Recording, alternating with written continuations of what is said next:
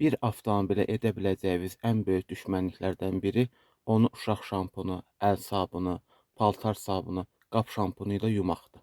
Onu izah etməmişdən qabaq kanalıma abunə olan, bəyənən, izləyən hər bir izləyiciyə ayrıca təşəkkürümü bildirirəm.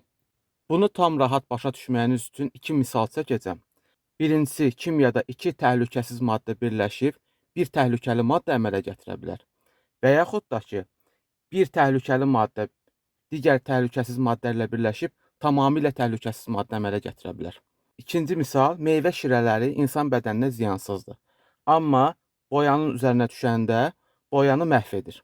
Məişətdə istifadə elədiyimiz yuyucu maddələrin tərkibində natrium hidroksid, başqa adı ilə kostik və yaxud da başqa adı ilə sodium hidroksid olur. Bu üç adı ona görə çəkdim ki, araşdıranda rahat araşdıra biləsiniz. Və digər kimyəvi maddə kalium hidroksid və yaxud da onun başqa adı potasium hidroksid olur.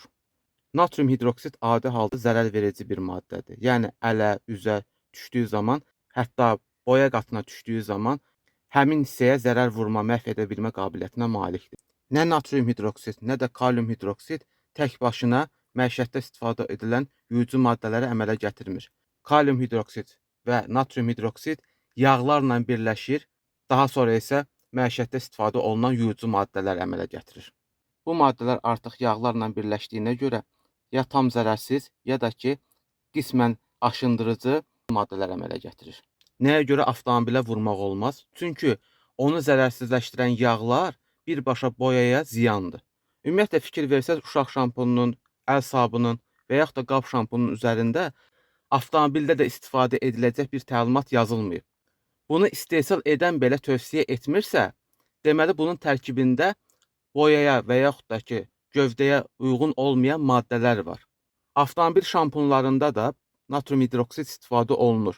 Amma natrium hidroksid başqa tərkiblərlə reaksiyaya girib avtomobil şampunu yaradır.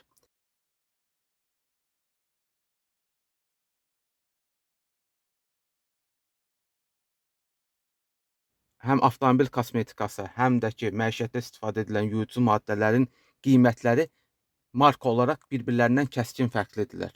Çünki istehsalat proseslərində natrium hidroksidin nə dərəcədə çox istifadə eləyib, nə dərəcədə az istifadə eləməklərindən və onlara vurulan yağlar və yaxud da ki, kimyəvi tərkiblər fərqli olduğuna görə qiymət dəyişir.